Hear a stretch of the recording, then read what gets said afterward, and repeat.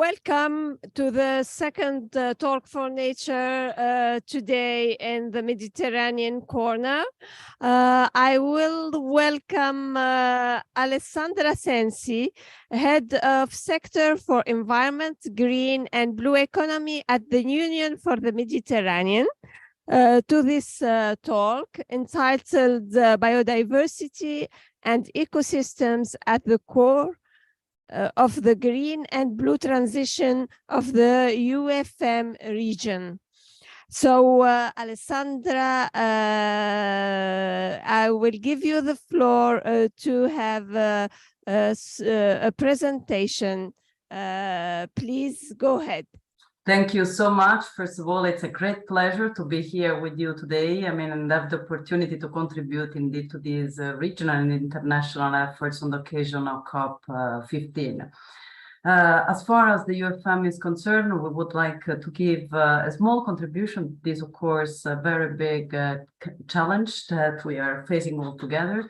And in a certain way, I have the opportunity to describe the approach that since many years now we are using towards reversion, basically, of biodiversity loss and ecosystem restoration as much as needed in the Mediterranean, which we know is one of the region also warming faster than others at world level, therefore a need for a specific attention towards these topics. Now, very quickly, I will show a presentation just to give you the opportunity to visualize a bit better where we stand.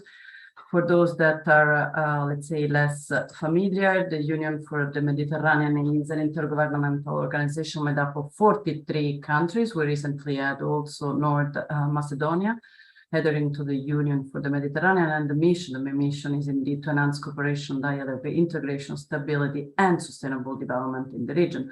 So partnership among the 43 is key. We use a multi-stakeholder approach in collaboration based indeed on ownership, variable geometry, regional cooperation.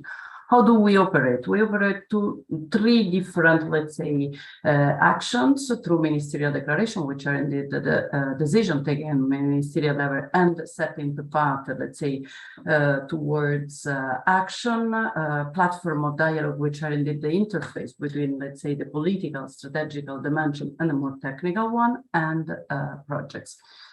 Just last year, we had two important ministerial, which are a direct contribution to COP15 today, which is the UfM Ministerial on Sustainable Blue Economy and the one on Environment and Climate Action, within which green economy is directly addressed.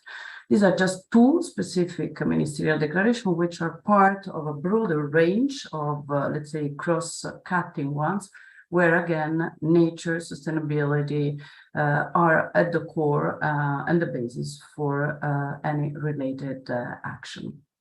So more, let's say, in-depth focus on environment, green and blue economy. We have a specific working group on environment and climate change. And just before, and this is an important actually fact to mention, just before the start of this very important quarter in 2022, we have been holding a meeting of the member countries indeed to get prepared for these COPs and ensure, let's say, these interaction among the different groups, in particular climate change, Ramsar CITES, and indeed the CBC. The UfM Environment, Green and Blue Economy Agenda is associated to the so-called Greener Med Agenda, which is indeed a framework of cooperation which allows the countries, the stakeholders to have a thorough view and overview of where we stand in terms of commitments towards biodiversity and ecosystem, in the specific case in points, where gaps and needs are, where financing is further needed, where technical expertise needs to be deployed. So basically, we work on these three axes. On the left, we have a green circular economy, then in the middle, pollution, and on the right, we have more specifically biodiversity and ecosystem. This is the theory of change that was actually developed with countries and stakeholders, and can feed also directly even the monitoring reporting and evaluation system that even international level is being considered. Indeed, between the long-term outcomes and impacts, there is a direct connection with the SDGs, which indeed the agenda itself tries to fill in. Just want to take some example. Of course, the time is very limited and short, but let me take some more practical example. For example, through the Green Circular Economy Axis, one of the main, let's say, sectors of activity is indeed related to sustainable food system and agriculture, which we know impact directly and are actually at the core of the discussion. Also, COP15, there is a solid partnership that has been set up with FAO, CM, and PRIMA, which is one of the main European programs working in the region, and is progressively integrating within the sustainability aspects also green and ecosystem, let's say, management and restoration. These are part of the activities that we carried out, also linking, let's say, the COP with other important UN summit. We know the important United Nations Food System Summit of 2 years ago. As far as the axis on pollution prevention is concerned, special focus was devoted to marine litter. And indeed, marine litter is a transversal area between the three. We look at marine litter within a circular economy approach with respect to monitoring and mitigation, latency interface, and indeed impact on biodiversity. How we have been operating is basically trying to feed the process towards the monitoring and mitigation of marine litter to different, the mobilization of different projects, and the preparation of dedicated policy papers. We have been, this is just a scheme, trying to ensure this coordination by putting together the different programs and projects that in the region do tackle the issue. This is just a piece of the policy paper, and this is just another bit and pieces, but focus indeed on the biodiversity aspects of the data that have been produced. This is just to say that even within whatever it's been produced, we try to follow the principle that indeed any decision, any policy maker has indeed to have to be backed by solid and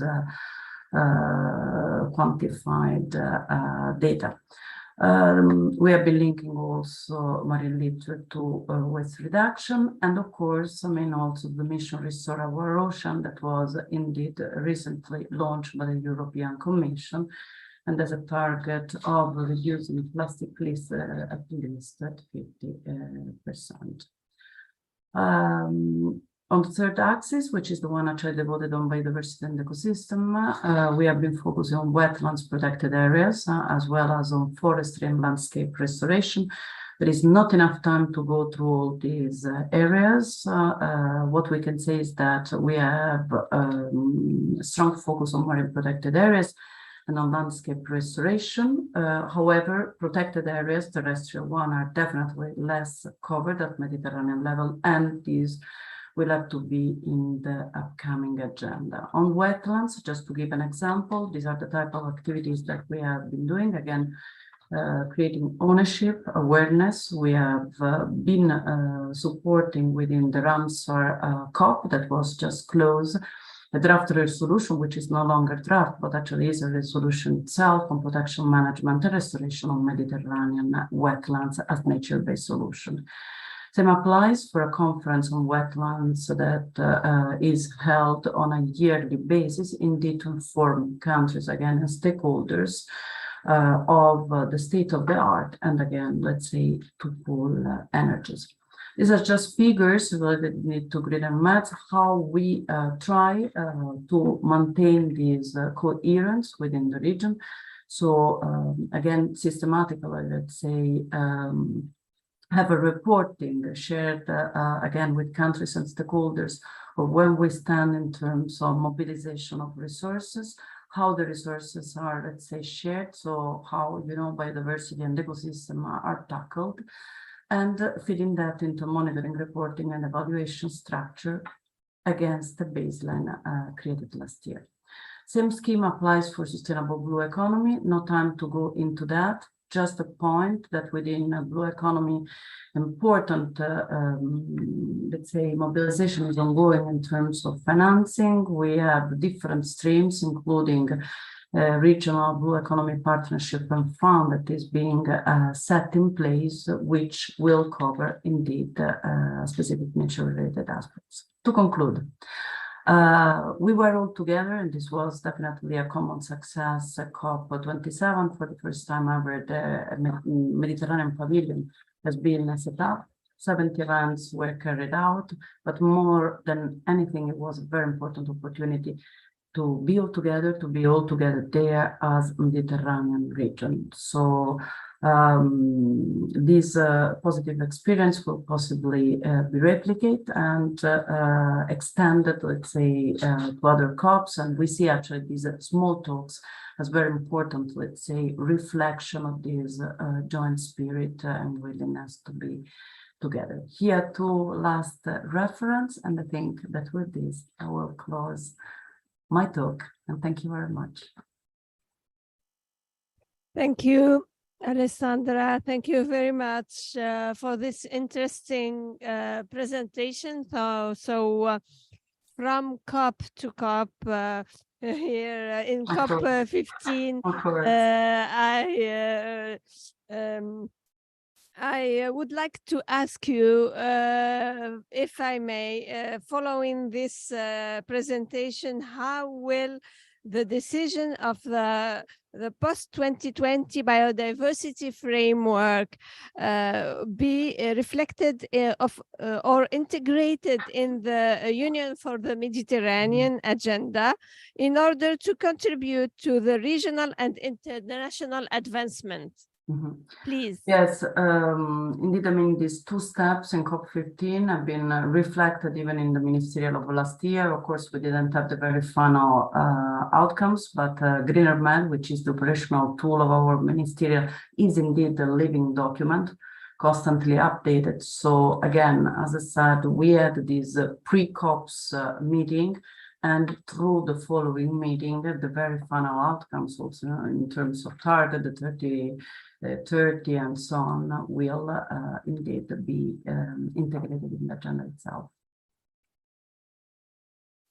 Thank you. Thank you. I have a second question, if yes, thank you. It is about the third axis you presented, which are the direct contributions we can expect from the UfM in the years to come in terms of reversal of biodiversity or ecosystem management, conservation and restoration. We actually, up to now, mobilized different tools, and we will keep on with the specific tools that have been proved efficient. In fact, we are not a donor ourselves, we are a facilitator. But the very little, let's say, seed money we had and we have mobilized for technical assistance proved to be extremely useful, exactly to fill some specific gaps or to ensure the participation, for example, some countries that could not be accommodated through other organization institutions. So this is also to ensure a regional balance and a certain, let's say, attention to maintain the same level of ownership by all the countries involved, with a special focus on the, of course, non-EU countries. So the coordination of our event, but also interministerial coordination. You know that our main, let's say, board is the Ministries of Foreign Affairs. So we do work with the line ministries, but all the decisions are taken and shared also with other ministries. So there will be a support in upscaling all these activities, also Mediterranean level, preparation of policy paper reports, and of course, communication and dissemination widely in the region of best practices and activities similar also to the one we are carrying today. So thank you very much. Thank you. Thank you, Alessandra SENSI. Thank you to the public present here and our followers on the streaming for this talk for the nature of today. Thank you and goodbye. Many thanks to you, Sparak, and everybody. Thank you. Bye. Bye. Bye. Thank you.